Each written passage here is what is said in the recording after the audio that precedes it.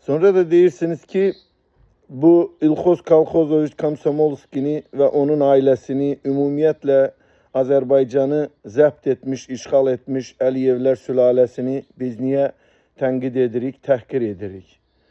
Qarabağ alınanda Paşinyan ne oldu, Paşinyan ne oldu edirdi bu. Ha? Paşinyan da Ermənistanın prezidentiydi, xalq seçmişti. Ama bir taraftan da deyirdi ki Koçeryan, Sarkisyan sizin eliniz Azerbaycanlıların kanına bulaşıp, halbuki bu faktıdır. Koçeryan da, Sarkisyan da Qarabağın işğalında Azerbaycanlıların qətliamında çox iştirak etmiştiler. Ve elleri Azerbaycanlıların kanına bulaşmıştı. Ve bugün de Ermənistan'da parlament seçkileri keçirilir. Koçeryan da elini kolunu sallayıp Rusya'nın vassalı o seçkilerde iştirak edir. Ama bu İlxoz Kalxozoviç Komsomolski her yerden durup demir yumruk gösterip deyirdi ki hamınızı Azerbaycanlıların kanına eli bulaşmış bütün Ermenileri tutup getireceğim. 5-6 orada burada sahipsiz yetim kalmış Ermenini tuttular getirdiler ya özleri teslim oldular, təhvil oldular, geldiler Azerbaycan həbsxanalarında yattılar. Sonra da hamısını bıraktı gitti. Halbuki Azerbaycan'da bugün 500'e yakın siyasi məhbus var. Kimi istəyir tutur, kimi istəyir həbs edir, kimi istəyir Azerbaycan'a qaytarıb gətirir.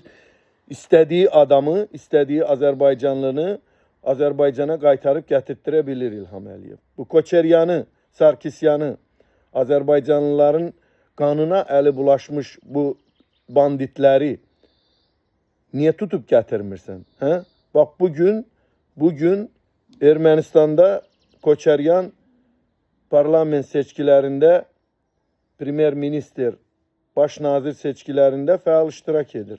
Tut gətir də, yoksa Putin icazə vermir. Hə?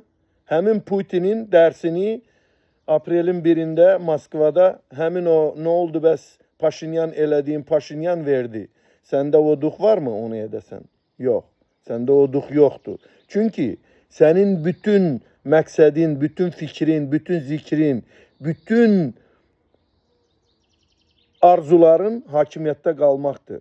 Trump'ın da elini sıxacaqsan, ayaqqabısını öpəcəksən, Putinin de elinden öpeceksen, arada sırada o atmacalar atmağına bakma. Biz her şeyi bilirik. Sen güzel bilirsen ki senin hakimiyetinin süqutu Qərbin, Amerikanın ve başkasının elinde değil, məhz Putinin elindedir. Bilirsən niye? Çünkü Qarabağın geri qayıtmasında bu 45 günlük müharibədə Putin sənə dəstək verdi. Sen ona nelerse söz vermişsən ve o sözleri yerine getirirsen. Bildin mi? Axırıncı momentdə də sən ona nə qədər Rusiyaya, Moskvaya nə qədər sadiq olduğunu bir daha sübut edəcəksən. Bax budursunuz siz.